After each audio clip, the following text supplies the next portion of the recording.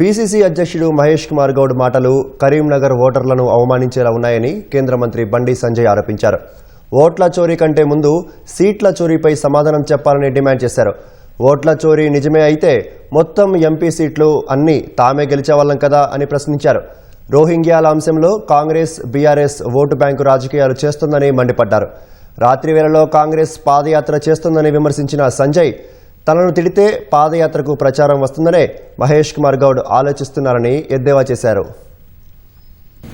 First నిన్న Jagtial vote చోరీ కంటే ముందు సీట్ల చోరీ గురించి ప్రశ్నించి దానికి సమాధానం చెప్పాలి. ఒకటి ఓట్ల చోరీ గురించి దొంగోట్లతో గెలుచుడో ఓడిపోవడో దాని గురించి ఎవరు తెలుస్తుంది? కనీసం ఒక్కసారైనా వార్డు మెంబర్ గెలుచుడో తెలుస్తుంది. ఒక్కసారైనా వార్డు మెంబర్ గెలిస్తే ప్రజలు ఎట్లా కన్విన్స్ చేయాలి, ఎట్లా గెలవాలన్నా ఉంటుంది.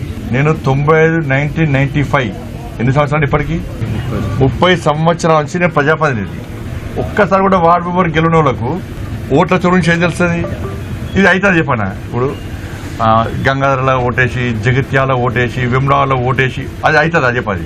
కాబట్టి ఓట్లు వేసిన ప్రజలను దొంగోట్లంటే ఇది కరీంనగర్ పార్లమెంటు నియోజకవర్గ ప్రజలతో పాటు ఈ 8 నియోజకవర్గాల పార్లమెంటు నియోజకవర్గాల్లో ఆ ఓటర్లను అవమానించటం కాదా?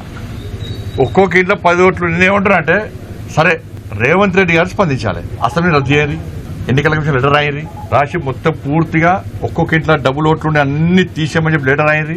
దాని తర్వాత మళ్ళీ ఎలక్షన్స్ పెట్టుర్రి. మళ్ళీ కాంగ్రెస్ పార్టీ అధికారంలోకి వస్తే రాజకీయ సందేశం తీసుకుంటారు. నేను